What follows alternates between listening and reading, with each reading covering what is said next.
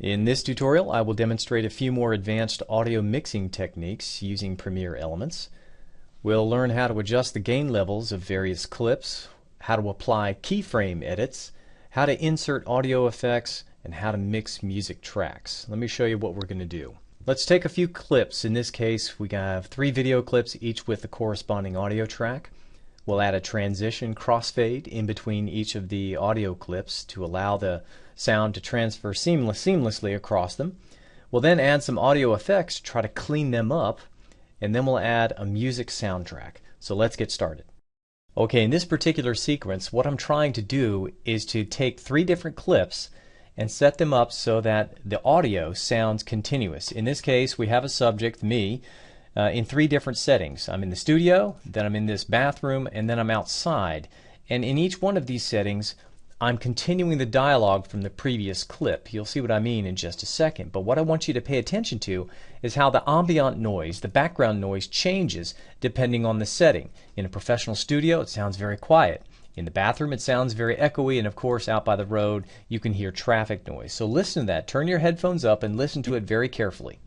The black curtain and the other sound dampening material that we have in this studio give it a very cool acoustic signature, which is very different from this bathroom location where all the ceramic tile makes the signature much hotter.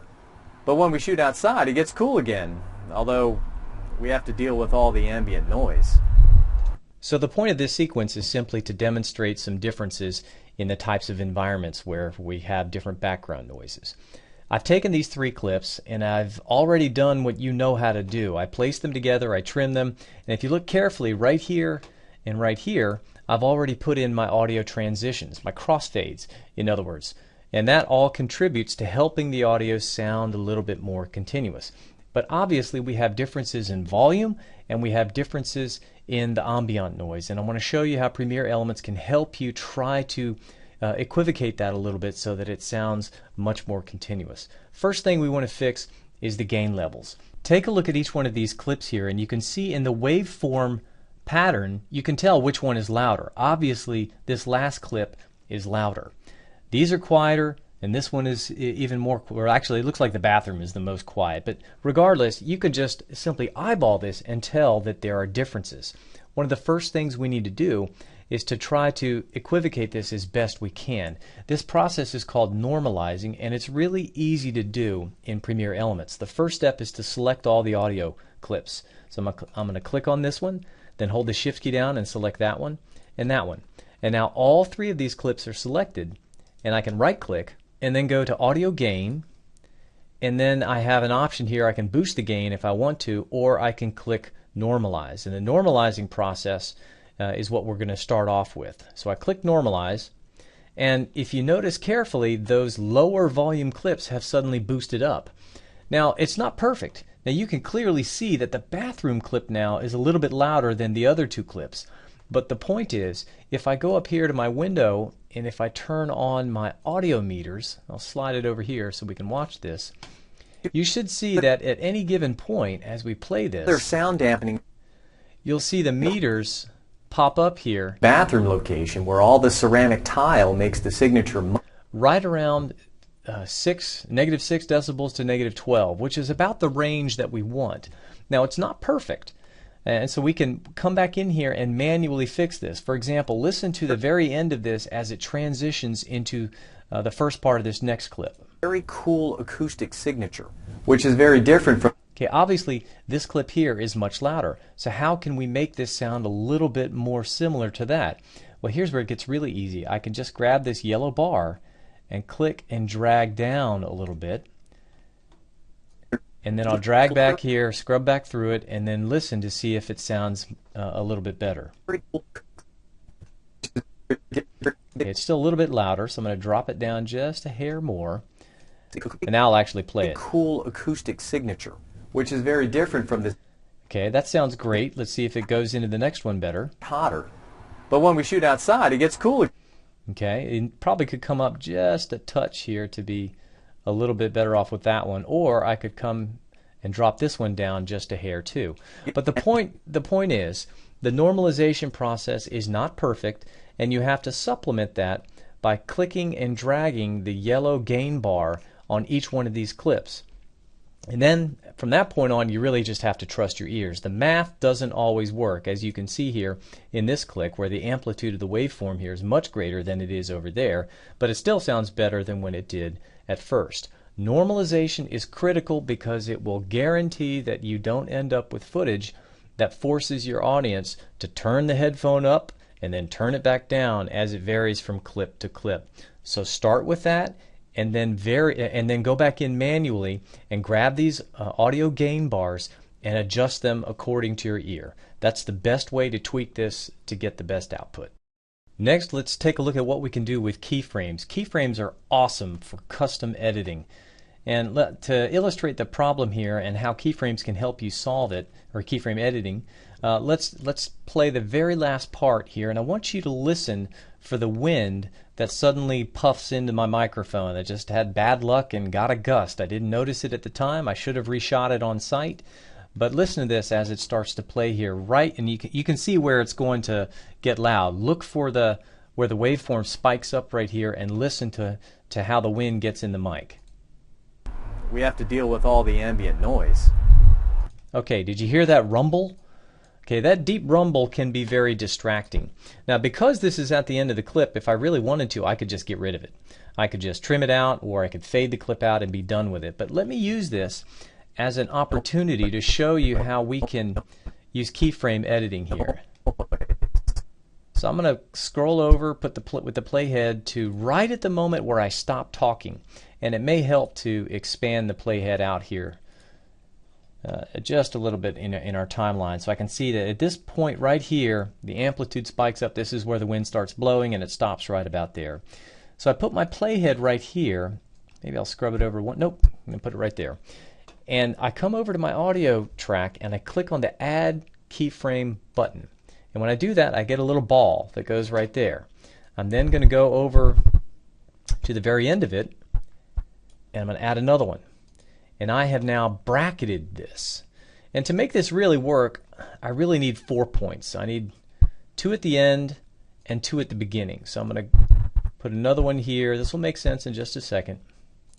So I bracket it with 2 keyframes at the beginning of the section and 2 keyframes at the end of the section. And here's where it gets fun. I can come down here and I can manually drag the gain level so that it's nowhere near as noticeable. Now I wish Premiere Elements would redraw the waveform for me so I could visibly see it, but instead I have to scrub through it. And let's listen.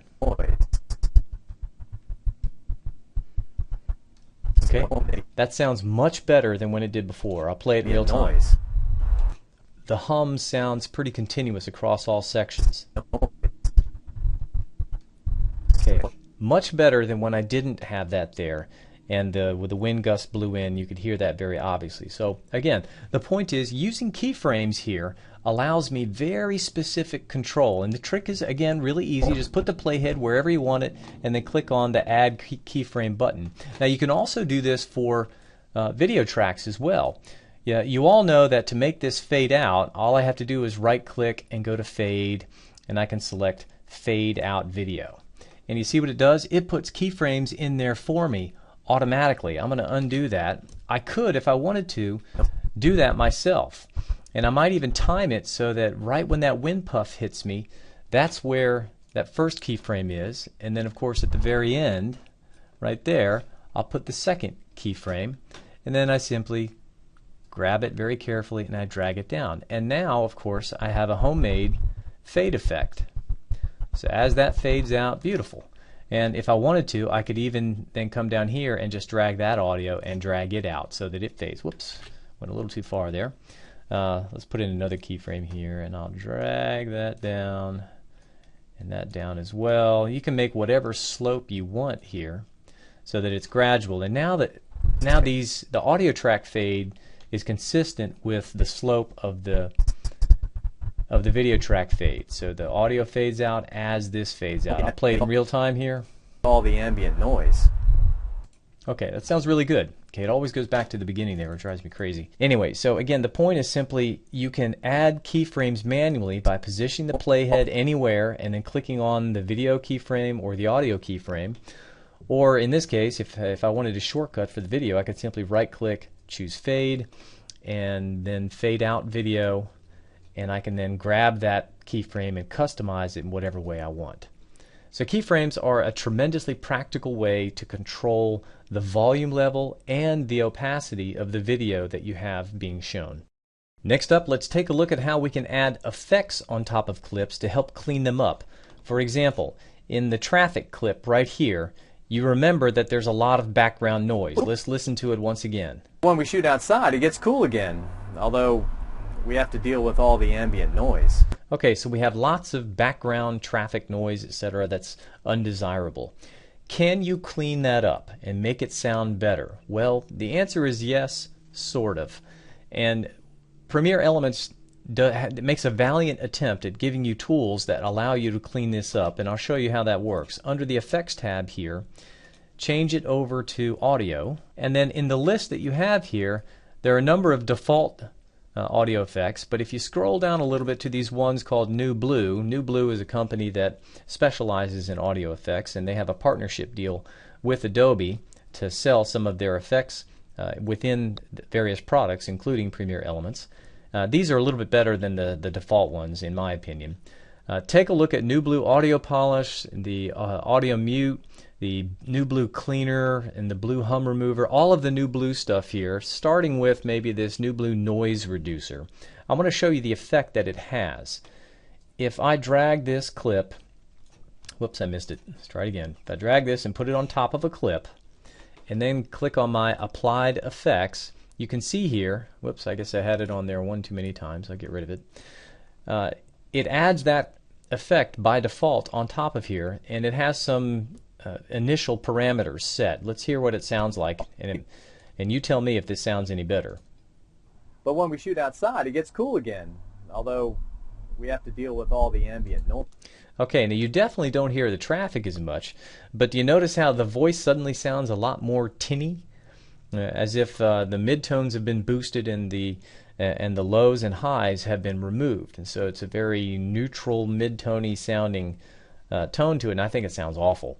So the default settings here don't work very well, and there's no science to this. You have to experiment with this until you get the results that you want. So I'm going to scroll down here, and you can click and drag this knob and move it around to apply just a little bit, which I think in this case works a little bit better. When we shoot outside, it gets cool again. Okay, that sounds a little bit better. And you can always click on the bypass option up here if you want to hear what it sounds like without the effect applied. And if you get tired of it, you can always hit the trash can up here, which I'm going to do right now so that I can bring this back up. And the point is, you have to experiment with these, and it's going to depend on the kind of clip. For example, with this goal to try to reduce the noise in the background, the noise reducer is a really good one. Audio Polish works pretty well too. Low Pass works pretty well for traffic noises, and the Hum Remover works pretty well for traffic noises. I'm not going to demonstrate each of those, but just know that you need to experiment with these, and again, you simply apply an effect by clicking and dragging on top of the clip, and when you release, you can see it pop up here in the Applied Effects tab, so make sure you have that active. And from there, just expand the down arrow, click on Custom Setup, and play around with this. You can also choose the individual parameters and change them to see what the effect is. There's no real science to this. It's all trial and error, but it can clean up some of them, but I'll warn you ahead of time, don't kill yourself over this, because it can be maddening when you crank the volume up. You're going to hear every little thing. At some point, you have to be satisfied with what you have. There's no question that the most important thing you can do to help your audio sound seamless is to put these crossfades in between here, and if necessary, you can add a layer of room tone. Another trick that you can do is to add a music track, and we're going to learn that next. A real common technique to help audio sound continuous across various sets in various shots in a sequence, of course, is to add some music. So here's how we do this in here. Many of you have already experimented with this, and that's great, but I want to show you some advanced mixing options that Premiere Elements gives you to try to control the volume levels. This is especially important when you have dialogue that's layered on top of the background music. In this case, I've downloaded some clips from acidplanet.com, and I've got this sound loop here. We'll talk a little bit more about sound looping a little bit later on, but I'm going to go ahead and drag that down here into my soundtrack track and go ahead and expand that. And the cool thing about loops is it allows me to copy and paste. So if I hit Control C here, or if I wanted to, I could just click and drag and put 4 or 5 different clips of this set right next to each other. I think that's just about long enough for what I need. Okay, and once I've got them inserted, I can go ahead and get rid of my Project Acids tab. And I want you to hear just how loud these are. I can't even hear the dialogue again. Material that we have in the studio. Okay, obviously that's way too loud. But it might be cool to actually begin with that guitar music right here. Let me expand this out just a little bit. So in this part here, while it's fading in, that might be pretty cool to have that play in the background, and then as soon as it gets to this point right here, I could have it get quiet again. So one of the first things that I want to do is to get a master gain reference point where I know that the music is quiet enough for me to hear the dialogue. And that's best done if I go to the Tools menu here and select Audio Mixer and shove this out of the way so I can get access to these controls while I play the audio. And notice I've got 3 tracks: Audio 1, Narration, and Soundtrack. I don't have any pre-recorded narration, so this is worthless. Soundtrack is what I'm after here. I'm going to leave the audio track alone because we've already boosted the gain levels there. And at this point I simply can click play and then make the adjustment to soundtrack. The black curtain and the other sound dampening material that we have in this studio give it a very cool acoustic signature, which is very different from this bathroom location where all the ceramic tile makes the... Okay, that seems to be a pretty good level, having it way down here around -30, so that there's just enough noise in the background to cover some of the changes in the audio environment. It's a very hot environment I'm in right now in the bathroom, and then it cools down once we get back outside again. But it has lots of ambient noise, and having this music in the background can help me keep it more, or give the illusion that it's a little bit more continuous. Furthermore, at the very beginning, if I scroll back here, this would be a perfect example. Do you see all these keyframes that it put in here automatically? Well, at this point I can start playing around with some of these. I'm going to take this one and drag it up here, and I'm actually going to make it a little bit louder. I want it to start off loud and then drop down. So basically as soon as I start talking, I want it to be quiet. So I might have to move some of these down here. And you can clean this up if you want. You can get rid of them. So let me take a second and clean this up. Okay, so I've skipped ahead here a little bit, and you can see I removed some of those extra keyframes here so that I could get a little bit more control over what I want the volume level to do. I want it to start out loud and then gradually fade down here, but I want that first slope to be pretty acute right here. I want it to drop down in volume quickly as soon as I start talking. So a lot of this is visual, but you can see there's still a little bit of slope left here as it gently fades out to a quiet level. So here's what it sounds like at the current. The black curtain and the other sound dampening material that we have in this studio give it a very cool... Okay, from that point on, it's all continuous, the same level based on what we did with our mixer. So again, to review, the Tools menu, Audio Mixer, and then position it so that you can still see the play button or hit the Enter keyboards to control the playback. But the point is you can mix this in real time, and when it gets, I guess I got to shove that over here a little bit. When you need to get it quiet, grab the sound slider and drag it down. When you need it to get louder, drag it back up. And if in longer productions in particular, this is invaluable because it inserts all the key points, the keyframes for you automatically. And that's why the automatic mixing opportunity that it presents to you is absolutely a huge time saver. So make sure you experiment with real-time mixing. And I'll give you one tip. Make sure your playhead begins where you want the music to begin.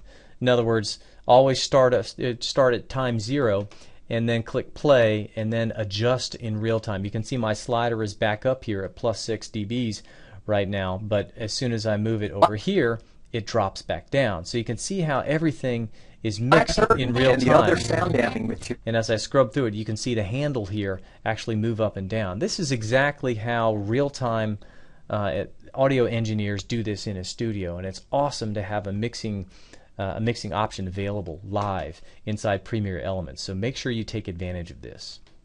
That concludes this tutorial on mixing audio using Premiere Elements. Thank you for watching and good luck creating your homework assignments.